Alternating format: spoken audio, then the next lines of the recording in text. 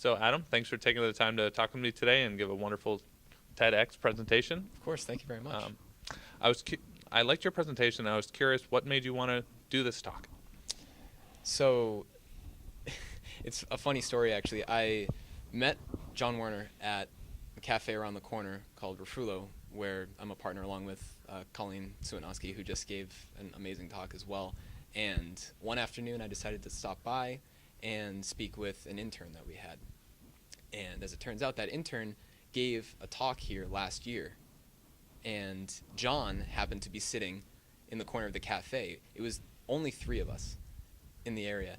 And he saw this kid, came over and said hello, introduced himself to me, found out my story in about 15 seconds, and very quickly said, "Do you want to get involved somehow?" And I said, "Sure."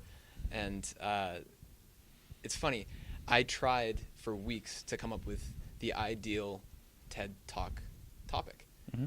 And I got frustrated because I couldn't find anything that I felt suited me and that I could speak truth about. And I got frustrated and said, I feel like I deserve to understand what it is I need to do.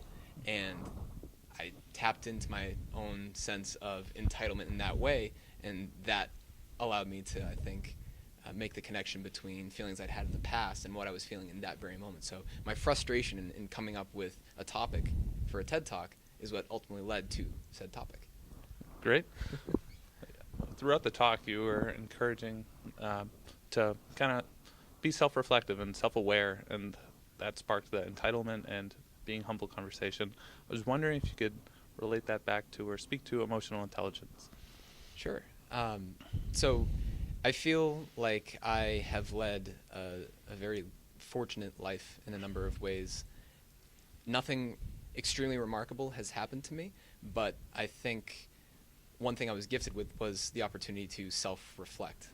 I grew up as an only child, and I love to explore books, television, movies, video games, basically anything with a plot. And I began to see myself in those plots.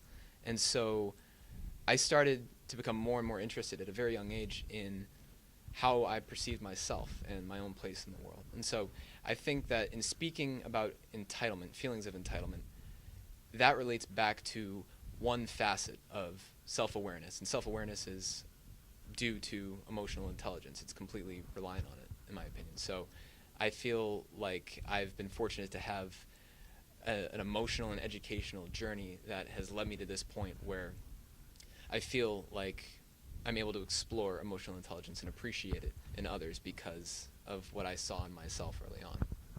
Great. If you had one thing that you wanted to share with the audience to kind of take away from your speech, what would that be? I would say the most important thing to take away from that, and it's something that I need to be better at as well, is engaging other people. Because that was the second takeaway in the presentation.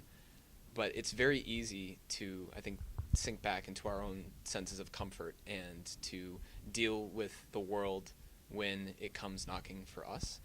But it takes a certain assertiveness to actually be forthcoming and engage people who might disagree with you and hear more about who they are and what drives them and share your own story. And I think that's the only way that we can really grow individually as well as societally. Well, thank you, Adam. Of course, thanks so much. Thank you.